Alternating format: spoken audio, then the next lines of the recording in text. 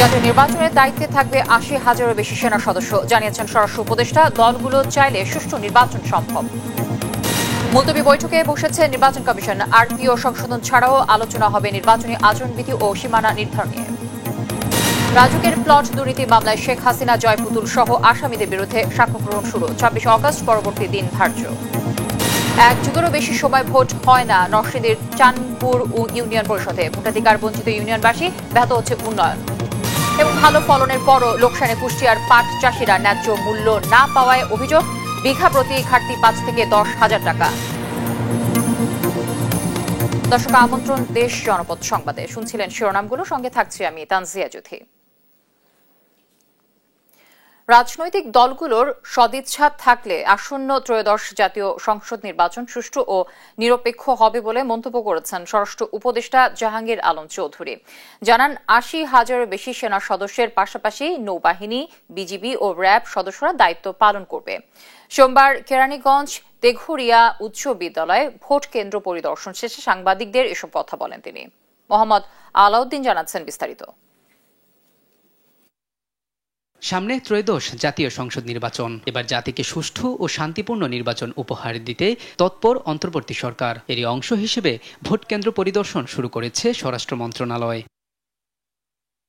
স্বরাষ্ট্র উপদেষ্টা lieutenant general অবসরপ্রাপ্ত জাহাঙ্গীর আলম চৌধুরী সোমবার সকালে কেরানীগঞ্জ তেঘরিয়া উচ্চ বিদ্যালয়ের ভোট কেন্দ্র পরিদর্শনে যান। বলেন, রাজনৈতিক দলগুলোর সদিচ্ছা থাকলে সুষ্ঠু নির্বাচন করা সম্ভব। নির্বাচনে যারা অংশগ্রহণ করতেছে তারা যদি চায় নির্বাচনটা শান্তিপূর্ণভাবে হোক,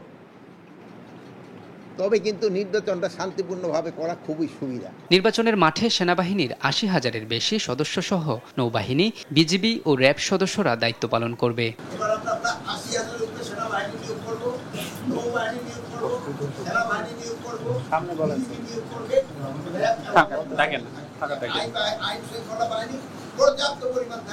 এছাড়াও স্বরাষ্ট্র উপদেষ্টা কেরানীগঞ্জ থানা ও কেন্দ্রীয় কারাগার পরিদর্শন করেন।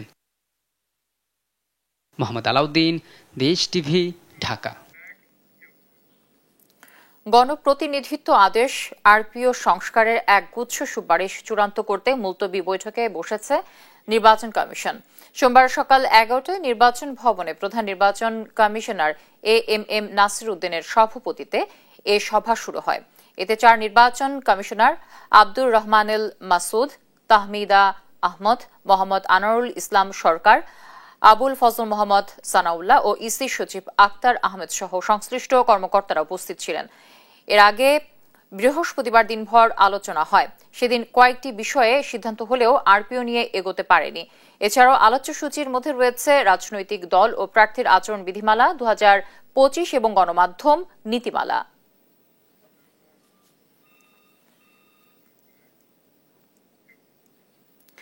রাজুকের প্লট দুর্নীতির আলাদা ৩টি মামলায় ক্ষমতাচ্যুত সাবেক প্রধানমন্ত্রী শেখ হাসিনা, তার ছেলে সজীব ওয়াজেদ জয় ও মেয়ে সাইমা ওয়াজেদ পুতুল সহ অন্যান্য আসামিদের বিরুদ্ধে প্রথম দিনের সাক্ষ্য গ্রহণ শেষ হয়েছে। পরবর্তী সাক্ষ্য গ্রহণ ২৬ অগস্ট সকালে ঢাকার বিশেষ জজ আদালত ৫ এর বিচারক মোহাম্মদ আবদুল্লাহ আল মামুনের আদালতে এসব মামলার সাক্ষ্য গ্রহণ শুরু হয়। প্রথম দিনে সাক্ষ্য দেন দুদকের ৩ কর্মকর্তা। জানান, ঢাকায় বাড়ি থাকা সত্ত্বেও তা হলফনামায় গোপন করে ক্ষমতা অপব্যবহার করে ৩০ কাঠা প্লট নিয়েছিলেন তারা। গেল ৩১ অগস্ট ৩ মামলার চার্জ গঠন করে বিচার শুরু আদেশ দেন আদালত। ক্ষমতার অপব্যবহার করে পূর্বাচল নতুন শহর প্রকল্পে ৩০ কাঠা সরকারি জমি বরাদ্দ নেয় এসব মামলা করে দুর্নীতি দমন কমিশন। এ মামলায় শেখ হাসিনা, জয় পুতুল সহ ৪৭ জনকে আসামি করা হয়। শেখ হাসিনা সহ এটা খুশি করা প্লাস তারা ক্ষমতার অপব্যবহার করেই কাজটা করেছে। শেখ হাসিনার প্রভাবিত হয়ে আনুক করলে তারা কেউ নিজে লাভবান হওয়ার জন্য ক্ষমতার অপব্যবহার করছে, তারাও নিজেরা লাভবান হয়েছে। সেইভাবেই তারা এই প্লটগুলো তারা বরাদ্দ প্রদান করেছে। মেজর সিনহা মোহাম্মদ রাশেদ খান হত্যার প্রধান আসামি ওসি প্রদীপের ফাঁসির রায় কার্যকরের দিনক্ষণ নির্ধারণের সরকারের প্রতি আহ্বান জানিয়েছেন এক্স আর্ম ফোর্স। সোমবার রাজধানীর ঢাকা রিপোর্টার্স ইউনিটিতে এক সংবাদ সম্মেলনে এ দাবি জানায় সংগঠনটি। রায় ঘোষণা হওয়ার পরও এমন একটি চাঞ্চল্যকর মামলার রায় কার্যকর না করা শহীদ সিনহার আত্মার প্রতি বিশ্বাসঘাতকতা বলে মন্তব্য করেন এক্সফোর্সের নেতারা। রায় কার্যকরে দীর্ঘসূত্রিতার পেছনে রাজনৈতিক ও প্রশাসনিক চাপ নাকি বহির্বিশ্বের চাপ আছে তাও স্পষ্ট করার দাবি জানান তারা। দেরি করলে আন্দোলনের হুঁশিয়ারও দেন বক্তারা।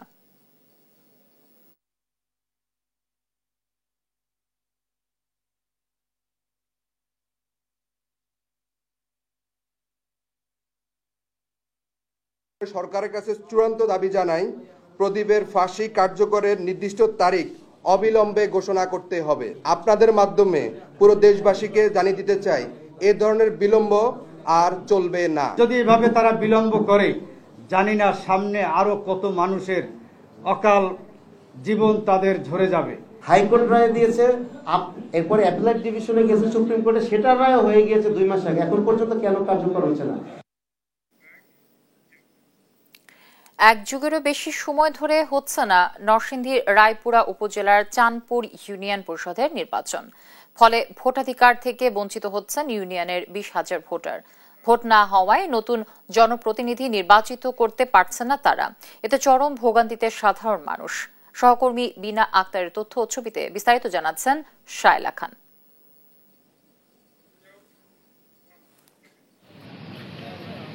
2011 সালে শেষবার ইউনিয়ন পরিষদ নির্বাচনে ভোট দিতে পেরেছিলেন রায়পুরা উপজেলার চাঁদপুর ইউনিয়ন পরিষদের মানুষেরা। দীর্ঘদিন ভোট না হওয়ায় ইউপি চেয়ারম্যান মোমেন সরকার একক আধিপত্য গড়ে তুলেছেন সেখানে। 2016 সালে তফসিলের আওতায় নির্বাচন অনুষ্ঠিত হওয়ার কথা থাকলেও মোমেন সরকার ক্ষমতা দীর্ঘায়িত করার জন্য চাঁদপুর ইউনিয়নের সীমানা নির্ধারণ এবং ভোটার তালিকা পুনর্নির্ধারণে নির্বাচন স্থগিতে হাইকোর্টে রিট করেন। নির্বাচনটি 10 বছর যাবত বন্ধ করে রাখছে চাঁদপুর ইউনিয়নের বর্তমান চেয়ারম্যান মোমেন সরকার। আমরা তার অবশ্য চাচ্ছি ভোটের যে অধিকারটুকু সে হয়রান করছে কেসের মাধ্যমে। দীর্ঘদিন দায়িত্বে থাকা জনপ্রতিনিধিরা এলাকায় উন্নয়ন নয় বরং নিজেদের পকেট ভারী করতেই ব্যস্ত বলে অভিযোগ করেন স্থানীয়রা। যত অবৈধ কাজ আছে সব হেরা করে, গাঁজা মদ ইয়াবা সব হেরার বাড়ির ভিতরে বিক্রি করে। প্রত্যেকটা রাস্তাঘাটের টাকা পয়সা ওনার কাছে আসে, কিন্তু ওনা নিজে বহন করে খাইয়া লাইতেছে, জনগণের কোনো কিছু দিতেছে না। ওনাকে বিতাড়িত করতে হইব। এই এলাকার ভিতরে আপনাদের মাধ্যমে আমরা নতুন একটা নির্বাচন চাই। সীমানা জটিলতা থাকলে নির্বাচন হয় না বলে জানান ইউপি চেয়ারম্যান। স্থানীয় সরকার সচিব নরসিংদী ডিসি মহোদয় রায়পুরা উপজেলা সুযোগ্য উপজেলা নির্বাহী অফিসার মহোদয় বরাবর আবেদন করে আসতেছি যে দ্রুত এই সীমানা জটিলতা নিষ্পত্তি করে দ্রুত শান্তির নির্বাচন দেওয়ার জন্য সকল বিষয় আলোচনা করে কাগজপত্র দেখে ব্যবস্থা নেওয়া হবে বলে জানান রায়পুরা উপজেলা নির্বাহী কর্মকর্তা। বিভিন্ন প্রকল্পের অনিয়ম সম্পর্কে আমরা অভিযোগ পাচ্ছি, তো এইসব সার্বিক যে বিষয়গুলো আছে এগুলো আমরা একটা তদন্ত করে তদন্ত প্রতিবেদন রেডি করে আমরা প্রয়োজনে জেলা প্রশাসক স্যারকে অবহিত করব। নির্বাচন কমিশনের পরবর্তী নির্দেশনা পেলে নির্বাচন আয়োজন করা যাবে বলে জানান রায়পুর উপজেলা নির্বাচন কর্মকর্তা। এই মামলা সংক্রান্ত কোনো রিট হয়েছে হাইকোর্টে, সেই রিটের প্রেক্ষিতে এই নির্বাচনটা এখনো স্থগিত আছে এবং এটা এখনো স্থগিত অবস্থায় আছে। আমরা পরবর্তী কোনো আদেশ বা এখনো আর কিছু পাইনি, আমরা পাইলে তখন দেখা যাবে আমরা কি করব। মোমেন সরকারকে অপসারণ করে দ্রুত নির্বাচনের ব্যবস্থা নেবে প্রশাসন, এমনটাই প্রত্যাশা জনগণের। শায়লা খান, নিউজ ডেস্ক, দেশ টিভি। লালমনিরহাটের তিস্তা ও ধরলা নদীর পানি ওঠানামা অব্যাহত থাকায় বিভিন্ন পয়েন্টে শুরু হয়েছে তীব্র ভাঙন। দুই নদীর ভাঙনের ফলে বিলীন হচ্ছে ঘরবাড়ি, ফসলি জমিসহ নানা স্থাপনা।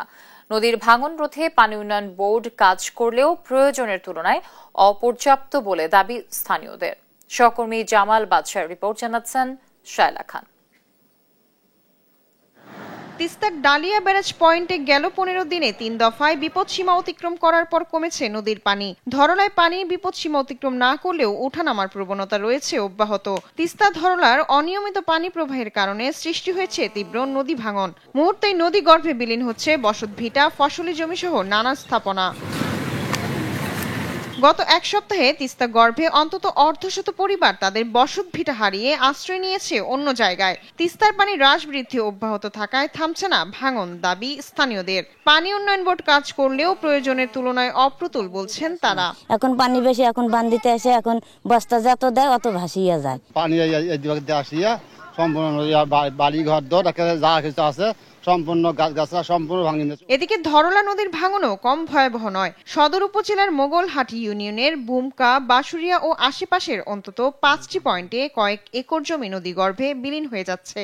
গাছপালা, ফসল, বসতবাড়ি সব হারিয়ে অনেকেই এখন অসহায়। আমার চারদের মাটি গেছে, আমার বাড়িতে যেন থাকে, আমি তাই আপনাদের কাছে আবেদন জানাই। বস্তায় জায়গায় নিয়েছে, বস্তা দিয়ে আমাদের কোনো কাজ হচ্ছে না। আমাদের দ্রুত শক্ত কাজ করার দরকার। শক্ত কাজ করলে আমরা এই জায়গায় থাকতে পারবো, না হলে আমাদের থাকা হবে না। সরকার মহোদয় আবেদন করছি যে যাতে দ্রুত আমার নদীর কাজটা হয়, এবং যদি নদীর কাজটা হয় এই এলাকায় অনেক বাড়িঘর আছে, তাহলে এই বাড়িঘরগুলো মনে করেন যে আমাদের সেখানে থাকতে পারবে তারা। তবে দুই নদীর পানি ওঠানামার কারণে সৃষ্ট ভাঙন রোধে কাজ অব্যাহত আছে বলে জানালেন পানি উন্নয়ন বোর্ডের নির্বাহী প্রকৌশলী। তিস্তা নদীর ডালিয়া পয়েন্টের পানি বিপদসীমার 16 সেন্টিমিটার নিচ দিয়ে প্রবাহিত হচ্ছে। পানির এই ওঠানামার কারণে আমাদের তিস্তা এবং ধরলা নদীর বেশ কিছু পয়েন্ট ঝুঁকিপূর্ণ রয়েছে। কোথাও কোনো কাজের প্রয়োজন হলে অনুমতি সাপেক্ষে আমরা জরুরি আপৎকালীন কাজের অংশ হিসেবে কাজ বাস্তবায়ন করব। দ্রুত ধরলার খনন ও তিস্তা পরিকল্পনা বাস্তবায়ন করবে প্রশাসন, এমনটাই প্রত্যাশা এলাকাবাসীর। শায়লা খান, নিউজ ডেস্ক, দেশ টিভি। জনগণের প্রত্যাশা পূরণে দেশে নির্বাচিত সরকার প্রয়োজন বলে মন্তব্য করেছেন বিএনপির যুগ্ম মহাসচিব শহীদ উদ্দিন চৌধুরী অ্যানি। আদর্শিক ভিন্নতা থাকলেও নতুন বাংলাদেশ গড়তে সব দলকে ঐক্যবদ্ধ ও দায়িত্বশীল হওয়ার আহ্বান জানান তিনি। জুলাই অগাস্ট গণ অভ্যুত্থানের বর্ষপূর্তি উপলক্ষে জাতীয় প্রেস ক্লাবে বিপ্লবী যুব সংহতি আয়োজিত আলোচনা সভায় এসব কথা বলেন তিনি। শেখ হাসিনা যেভাবে দেশকে ধ্বংস করেছে, গুম খুন করেছে, তার বিচার অগ্রাধিকার ভিত্তিতে করতে হবে বলেও মন্তব্য করেন অ্যানি। যেন না আসতে পারে, ষড়যন্ত্র যেন আবারও তৈরি না হতে পারে, এখন চলছে, হচ্ছে, পার্শ্ববর্তী দেশও করতেছে, দেশের ভিতরও হচ্ছে। আর্থিকভাবে তাদেরকে টাকা দিয়া কিন্তু কিশোর গ্যাং দিয়ে আজকে কাজ করাচ্ছে। কে করাচ্ছে, মূলে কারা, এগুলো ফাইন্ড আউট করা দরকার। আমরা সকল রাজনৈতিক দল আসলে প্রকৃতপক্ষে যেই পরামর্শগুলো তাদেরকে এই যুবকদেরকে, যুবক নেতৃত্বকে দেওয়া দরকার, আমার মনে হয় সব রাজনৈতিক দল তাদেরকে সেই পরামর্শটুকু দিচ্ছেন না, বরং ব্যবহার করার চেষ্টা করছেন।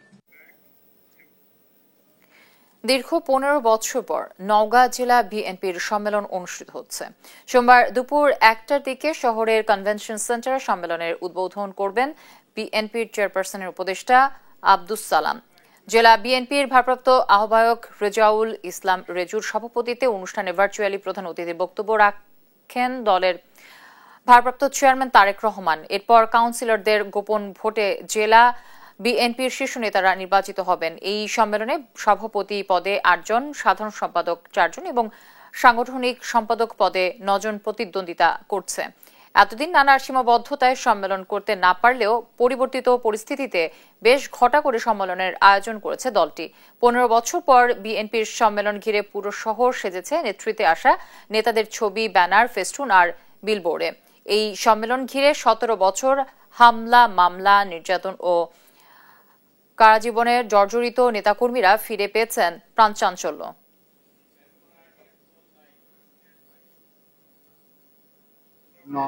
শহরের বিভিন্ন প্রান্তে আপনার ব্যানার, ফেস্টুন দিয়ে সজ্জিত হয়ে একটা আনন্দ ঘন পরিবেশে আজকের এই কাউন্সিলটা অনুষ্ঠিত হতে যাচ্ছে।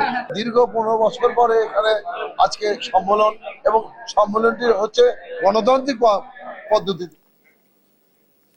দর্শক, নওগাঁ জেলা বিএনপির সম্মেলনের সবশেষ খবর জানাতে যুক্ত হচ্ছেন সহকর্মী কামাল হোসেন।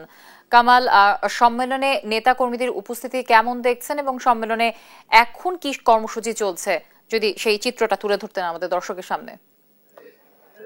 শুধুমাত্র তারেক রহমানের জেলা বিএনপির আজকে আপনাদের বলতে চাই, পরে আমার নেতার সামনে কথা দিতে হবে, মধ্যেই তাদের কাউন্সিলররা ভোটের মাধ্যমে তাদের নেতা নির্বাচন করে। চেয়ারপারসনের উপদেষ্টা বক্তব্য রাখবেন বিএনপির স্থায়ী কমিটির সদস্য জনাব ইকবাল হাসান মাহমুদ টুকু, তিনি এবং আজকের অনুষ্ঠানের অতিথি হিসেবে বক্তব্য রাখবেন তারেক রহমান, যিনি ইতিমধ্যে ভিজুয়ালি যুক্ত হয়েছে। এখানে কনভেনশন সেন্টার এখানে পূর্ণ হয়েছে। এখানকার যারা কাউন্সিলর ভোট দেবেন এবং কাউন্সিলর এখানে উপস্থিত হয়েছেন। এই বিশেষ করে এরপরে বক্তব্য রাখবেন ইকবাল হাসান মাহমুদ, তার প্রধান অতিথি বক্তব্য রাখবেন। প্রধান অতিথি বক্তব্য শুরু হবে। জানিয়ে রাখি এবারে মোটামুটি 8 জন সভাপতি পদে, 4 জন সাধারণ সম্পাদক পদে এবং 8 জন পদে প্রতিনিধিত্ব করছে। 1414 জন ভোটার তাদের ভোটাধিকার প্রয়োগ করবে। তো এই পর্যায়ে মোটামুটি এখন বক্তব্য রাখছেন বীর মুক্তিযোদ্ধা আব্দুল সালাম, যিনি আজকের এই অনুষ্ঠানে উদ্বোধন করেছেন। এরপরেই মূলত সর্বশেষ আজকের যিনি ভিজুয়ালি উপস্থিত হয়েছেন ইকবাল হাসান মাহমুদ, তিনি বক্তব্য রাখবেন।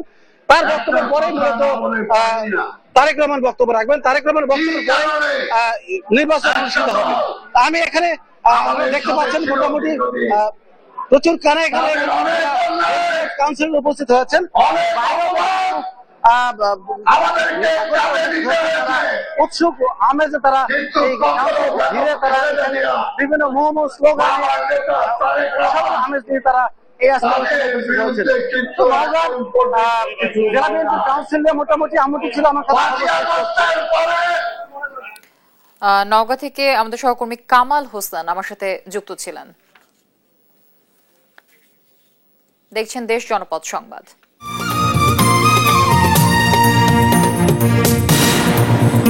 গাজীপুরের সাংবাদিক আসাদুজ্জামান তুহিন হত্যার প্রতিবাদে দেশের বিভিন্ন স্থানে মানববন্ধন কর্মসূচি অনুষ্ঠিত হয়েছে।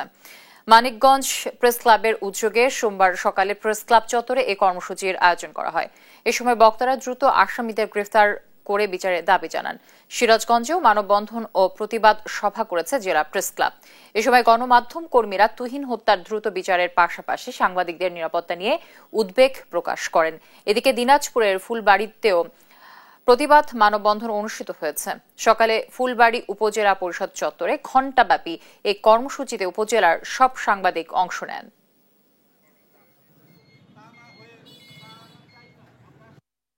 সাংবাদিক হচ্ছে সংবিধানের রাষ্ট্রের চতুর্থ স্তম্ভ এবং জাতির দর্পণ।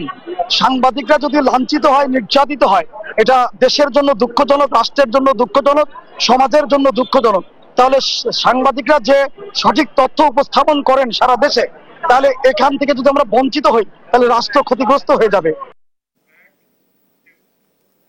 ভোলার মেঘনা তেঁতুলিয়া নদীতে প্রতি বছর এমন সময়ে জেলেদের জালে ঝাঁকে ঝাঁকে ইলিশ ধরা পড়লেও চলতি বছর মিলছে না আশানুরূপ ইলিশ। ফলে চরম অভাব, অনটন আর অনিশ্চয়তায় দিন কাটাচ্ছেন জেলেরা।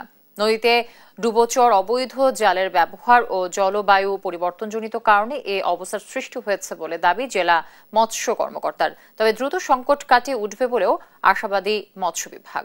সহকর্মী ছোটন সাহার রিপোর্ট জানাচ্ছেন শায়লা খান।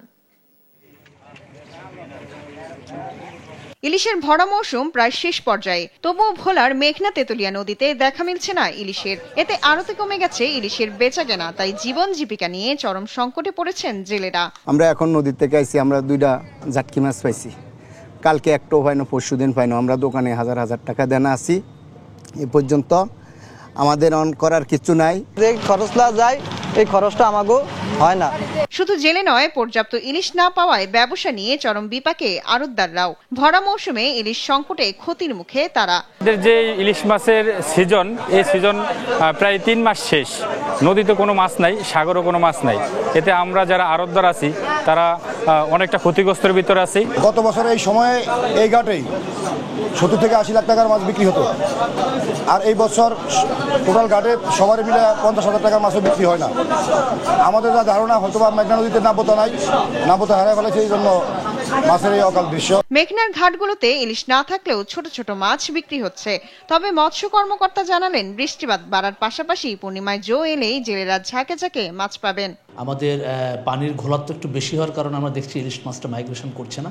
এছাড়া আমাদের মোহনাতে, আমাদের রাঙাবাড়ি থেকে মিজনদ্বীপ পর্যন্ত অনেকগুলো ডুবোচর সৃষ্টি হয়েছে, যার কারণে কিন্তু মাছগুলো মাইগ্রেট করতে পারছে না। তবে আশা করছি হালকা বৃষ্টির সাথে সাথে যখন পানি একটু পরিষ্কার হবে তখন এই ইলিশ মাছগুলো কিন্তু নদীর দিকে মাইগ্রেশন করবে। এবছর জেলায় ইলিশের উৎপাদনের লক্ষ্যমাত্রা 1,80,000 মেট্রিক টন। মাছ ধরার উপর নির্ভরশীল 2 লাখের বেশি জেলে।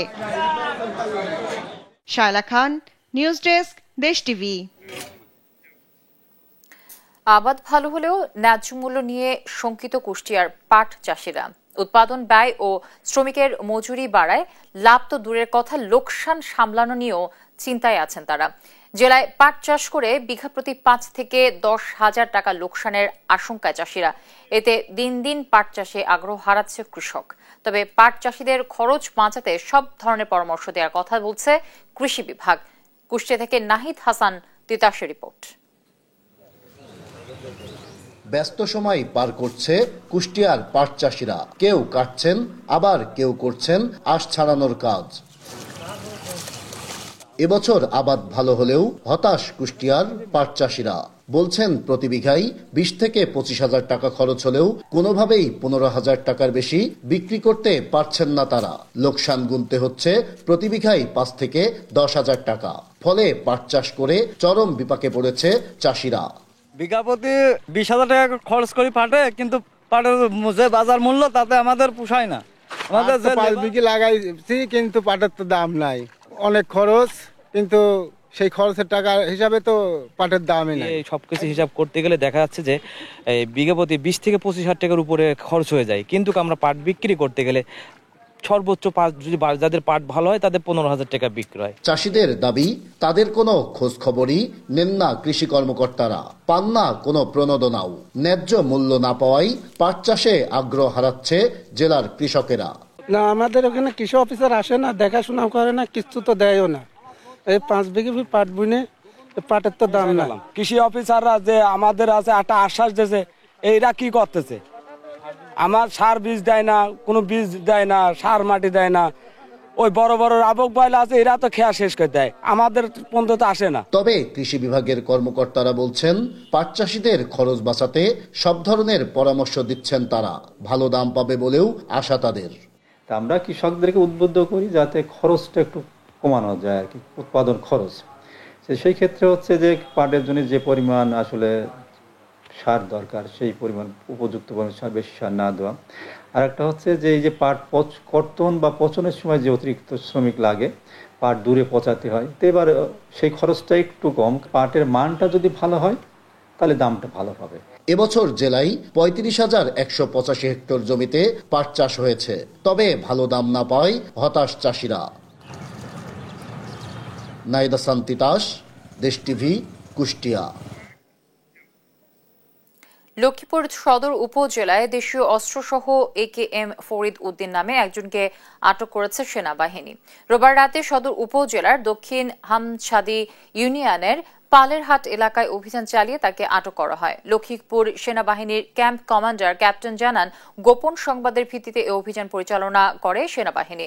অভিযানে ফরিদের বাড়ি থেকে একটি 1 নলা বন্দুক জব্দ করা হয়। একই সময় নাইম নামের একজনের বাড়িতে অভিযান চালিয়ে মদ, গাঁজা, ইয়াবা সহ বেশ কিছু সিসিটিভি ক্যামেরা জব্দ করা হয়। ফরিদের বিরুদ্ধে এর আগেও থানায় প্রায় 14টি মামলা রয়েছে। পালেরহাটে ইউনিয়নে আমরা দুটি অপারেশন পরিচালনা করি আনুমানিক রাত 9টায়।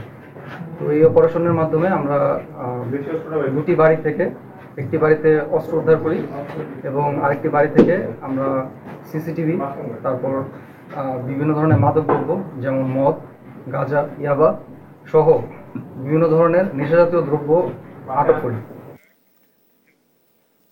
মাদারীপুরে আন্তঃজেলা ডাকাত দলের 2 সদস্যকে গ্রেফতার করেছে পুলিশ। শনিবার পটুয়াখালী থেকে তাদের প্রধান হামিদুল হাওলাদার ও সহযোগী রাজীব কাজীকে আটক করা হয়। মাদারীপুর অতিরিক্ত পুলিশ সুপার জাহাঙ্গীর আলমের নেতৃত্বে একটি বিশেষ টিম পটুয়াখালীতে অভিযান পরিচালনা করে হামিদুলকে গ্রেফতার করে। অভিযানের সময় একটি প্রাইভেট কার ও বিকাশ অ্যাকাউন্টে থাকা ৪৯,৫০০ টাকা জব্দ করা হয়। এরপর নন্দীপাড়া থেকে রাজীব কাজীকে আটক করা হয়। এই ডাকাত দল পটুয়াখালী, ময়মনসিংহ, ঢাকা, কুমিল্লা ও চট্টগ্রামের মহাসড়কে ডাকাতি করে আসছিল।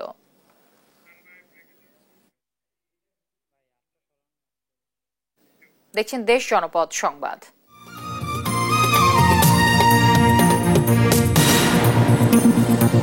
বরিশালের স্বাস্থ্য ব্যবস্থার সংস্কার প্রক্রিয়া সম্পন্ন করতে কমপক্ষে ৩ মাস সময় লাগবে বলে জানিয়েছেন বরিশাল শেরে বাংলা মেডিকেল কলেজ হাসপাতালের পরিচালক brigadier general doctor AKM Mashiur Monir. সোমবার সকালে হাসপাতাল মিলনায়তনে সংবাদ সম্মেলনে কথা বলেন তিনি জানান, চিকিৎসক, নার্স সহ বিভিন্ন নিয়োগের প্রক্রিয়া সম্পন্ন করতে সময় লাগবে। স্বাস্থ্য উপদেষ্টা, সচিব, পরিচালক সহ সংশ্লিষ্ট ঊর্ধ্বতন কর্মকর্তাদের সাথে সেবাচিমের সমস্যা জানানো হয়েছে।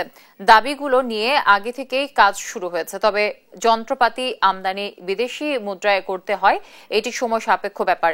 এসব কিছুর জন্য ধৈর্য ধরার আহ্বান জানান তিনি।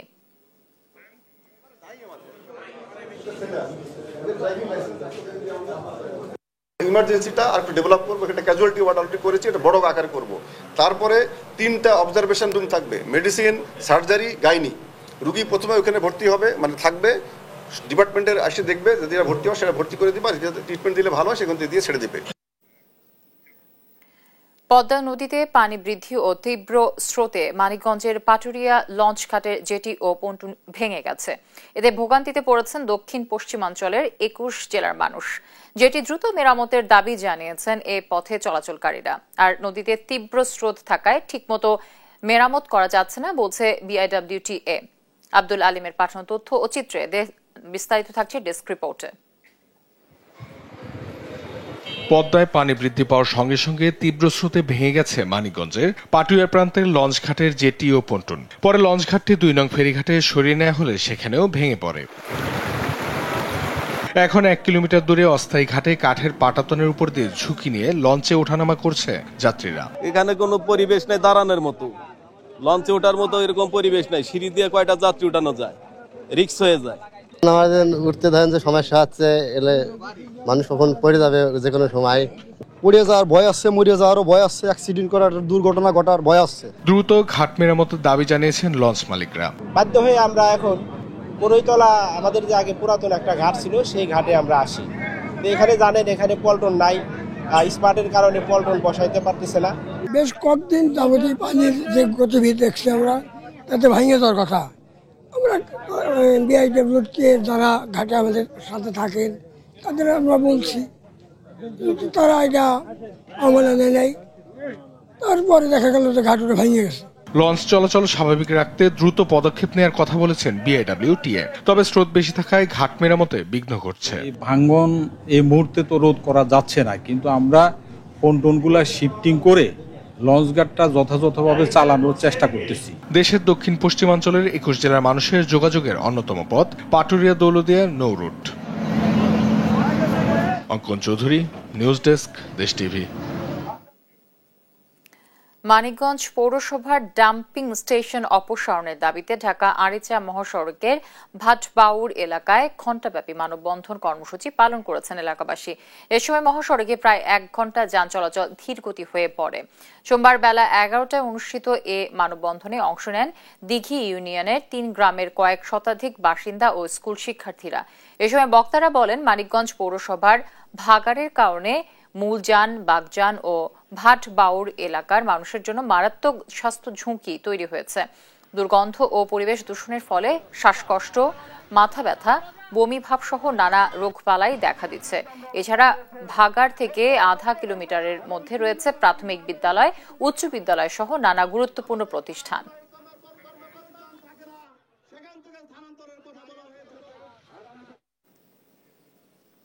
মুন্সিগঞ্জের সিরাজদিখান উপজেলায় ঢাকা মাওয়া এক্সপ্রেসওয়েতে একটি ট্রাকের পেছনে যাত্রীবাহী বাসের ধাক্কায় 1 জন নিহত এবং 7 জন আহত হয়েছেন। রোববার রাত 10:30টার দিকে নিমতলা রেলওয়ে স্টেশনের সামনে ঢাকামুখী লেনে এ ঘটনা ঘটে। বাসটি দাঁড়িয়ে থাকা ট্রাকের পেছনে ধাক্কা দেয়। এতে 1 জন নিহত এবং 7 জন আহত হয়েছে। আহতদের মধ্যে 3 জনের অবস্থা গুরুতর। নফায়ার সার্ভিস ও সিভিল ডিফেন্সের কর্মীরা আহতদের উদ্ধার করে হাসপাতালে পাঠায় এবং নিহতের মরদেহ হাইওয়ে পুলিশের কাছে হস্তান্তর করেন। দুর্ঘটনার কারণে সাময়িক যান চলাচল বন্ধ ছিল, পরে তা স্বাভাবিক হয়।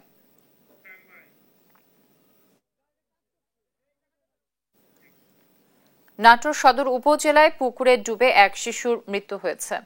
সোমবার দুপুরে উপজেলার দক্ষিণ বরগাছা পালপাড়া এলাকায় এ দুর্ঘটনাটি ঘটে।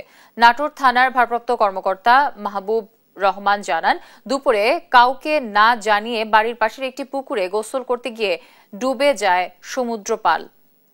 পরে খোঁজাখুঁজির এক পর্যায়ে পুকুর থেকে তার মরদেহ উদ্ধার করা হয়। পরিবারের কোনো অভিযোগ না থাকায় স্থানীয়দের সঙ্গে আলোচনা করে মরদেহের সৎকারের ব্যবস্থা করা হয় বলেও জানান তিনি।